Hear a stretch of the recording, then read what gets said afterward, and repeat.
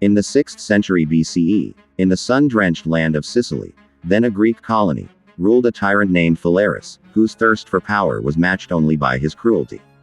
Under his command, the once beautiful city of Acragas transformed into a fortress of fear. As crime rates rose and rebellions simmered, Phalaris desired not just punishment, but terror. It was during this reign of fear that a bronze smith named Perilaus of Athens arrived at the court of the tyrant, with a creation unlike anything the world had ever seen. He brought with him a large, lifelike bronze statue of a bull, hollow from within, sculpted with exquisite detail, polished until it gleamed like gold in the sun. But this was no decorative art. Perilaus claimed that criminals could be placed inside the belly of the beast, and then a fire would be lit beneath it, roasting the prisoner alive.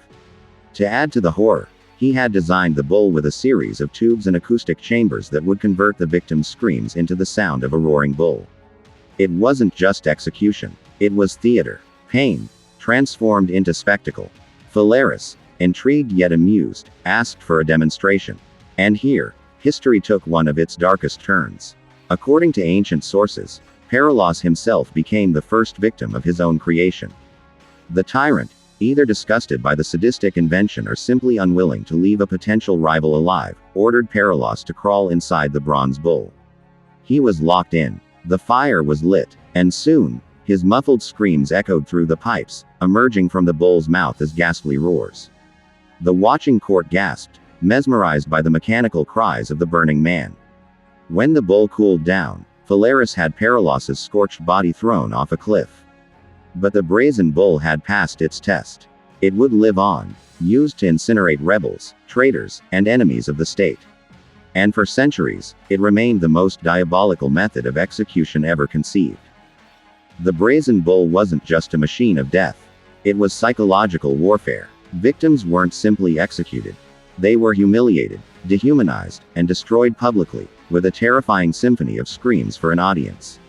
Ancient writers, including Diodorus Siculus and Lucian, chronicled the horrific use of the bull, often used to make examples of political enemies. Once inside the chamber, the prisoner would find themselves in complete darkness, surrounded by searing heat as the metal beneath them began to bake. The air turned into fire. The bronze glowed red. Their skin blistered and peeled.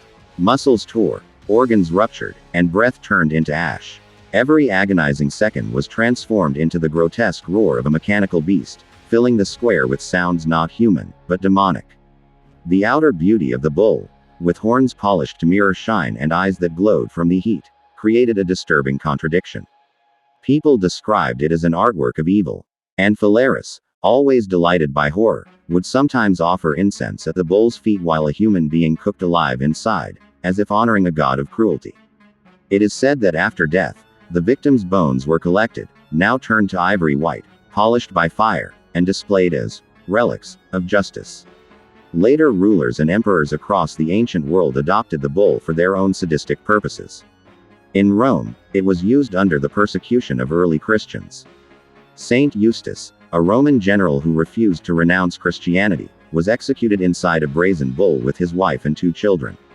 The bull, once a single tyrant's invention, had now become a mobile instrument of religious and political murder, used in cities across the Mediterranean. Its mere sight could silence a crowd.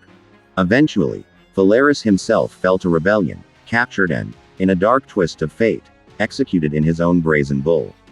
His enemies, perhaps poetic in their justice, locked him inside the beast, lit the fire, and watched as the tyrant was roasted alive.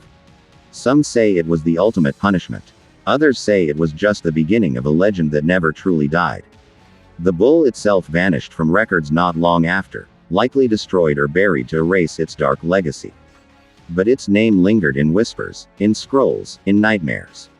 Modern historians and archaeologists debate whether the bull truly functioned as described, but the consistency across ancient sources, the details of the sound tubes, and the number of executions recorded suggest a disturbing truth: it was real. And it worked. In today's world, the brazen bull has become a symbol of human cruelty, of technological terror, of how genius can be twisted into horror. The idea that someone could engineer pain, amplify it, and use it as public entertainment is a haunting reminder of the darkest parts of our nature. Even now, digital artists, Horror filmmakers and gamers reimagined the bull in grotesque detail. And yet, no fiction, no fantasy, can match the cold, metallic, fire-lit horror of the original. It was not just an execution device. It was a symphony of agony, forged in bronze.